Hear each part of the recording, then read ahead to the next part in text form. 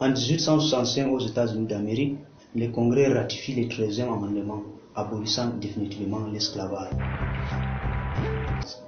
Donc l'esclavage semble être fini aux États-Unis d'Amérique. Mais 100 ans plus tard, les Noirs ne sont toujours pas libres. 100 ans plus tard, ils semblent être enseignés par la ségrégation. 100 ans plus tard, les Noirs semblent toujours être dans une pauvreté extrême, pourtant dans un pays vaste, rempli de prospérité. 100 ans plus tard, les Noirs semblent toujours en exil dans leur propre pays. Mais qui, quand on va mettre fin à ces austérités? Qui pour mettre terme à cette guerre? Il fallait qui? Un Muhammad Gandhi? Un Malcolm X? Non, il fallait un homme de Dieu, un homme de foi. Il fallait un homme digne. Il fallait inventer une guerre où la violence n'a pas sa place. Je suis contre la violence. Il fallait un petit enfant d'Atlanta, dans l'état de la Géorgie, né le 15 janvier 1929, Martin Luther King, qui subit lui pour sa part la ségrégation raciale pour la première fois à l'âge de 6 ans, où dès de ses amis lui disent ne plus avoir le droit de jouer avec lui car il a la peau noire. Ce comportement dont force les jeunes Martin Luther King qui engage avec l'éducation et décroche son diplôme de la sociologie à seulement 19 ans. Il est immédiatement ordonné pasteur par la communauté baptiste du pays. Il mène donc un combat pour les droits civiques des Afro-Américains aux États-Unis d'Amérique. Et sa première sortie fut en 1955. Il prend la tête d'un mouvement de protestation contre l'arrestation de Rosa Parks, une femme noire qui a refusé de céder sa place à un blanc dans un bus de Montgomery.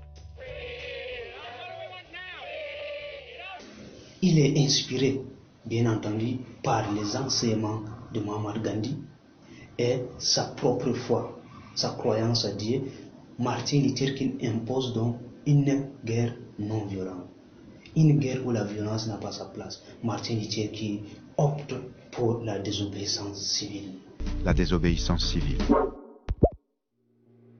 La désobéissance civile est une forme de résistance non violente. Inspiré par Gandhi, Martin Luther King veut convaincre par la seule force des mots. Dans cette guerre, bien entendu, qui ne finit pas, il y a ainsi de multiples menaces qui lui viennent dans la poche, notamment celle des suprémacistes blancs. Donc l'un des groupes est le Ku Klux Klan. C'est une organisation secrète fondée en 1865 par d'anciens officiers sudistes de la guerre de sécession. Son objectif, assurer la suprématie de la race blanche qu'ils considèrent supérieure. Terrifiants dans leur tenue fantasmagorique, les membres du clan font régner la terreur à coups de pendaisons, de lynchages, de massacres et d'humiliations. Tout cela est ridicule, affreux et inutile. Il suscite également la désapprobation de certains Noirs qui doutent de l'efficacité de sa guerre et optent pour le Black Power, dont l'un des leaders est Malcolm X. Martin Luther King ne s'arrête pas en si bon chemin face à ces menaces et à cette désapprobation même de ses frères noirs. Le 28 août 1963, il conduit une marche de plus de 250 000 personnes devant le Lincoln Memorial aux États-Unis d'Amérique, à Washington DC, la capitale, où il prononce son plus célèbre discours « I have a dream ». I have a dream.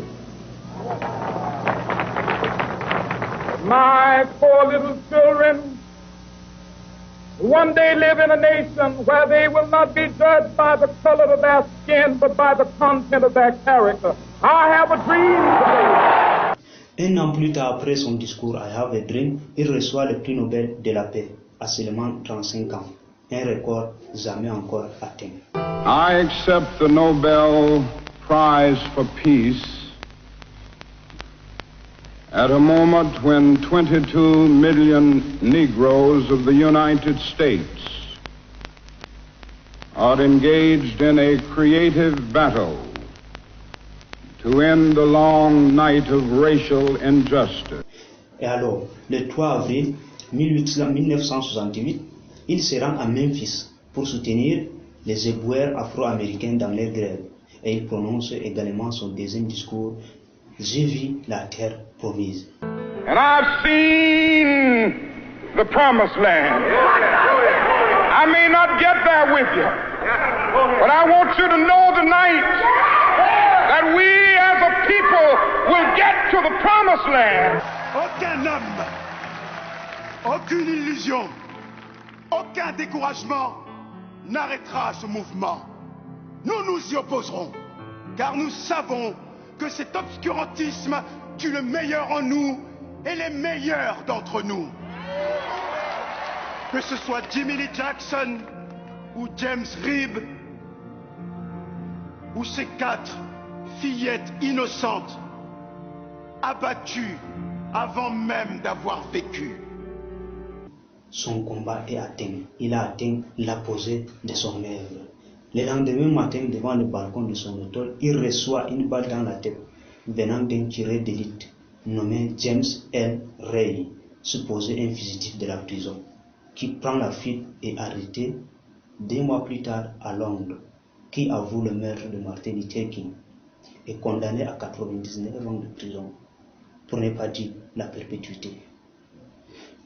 Quelques années plus tard, une faille dans l'enquête démontre que James Early est revenu sous ses aveux. Mais il revient sur ses aveux, et certaines failles dans l'enquête alimentent la théorie d'un complot fomenté dans les plus hautes sphères politiques. Car les vrais coupables ne sont pas racistes, mais plutôt politiques, croyant que Martin Luther King serait un communiste.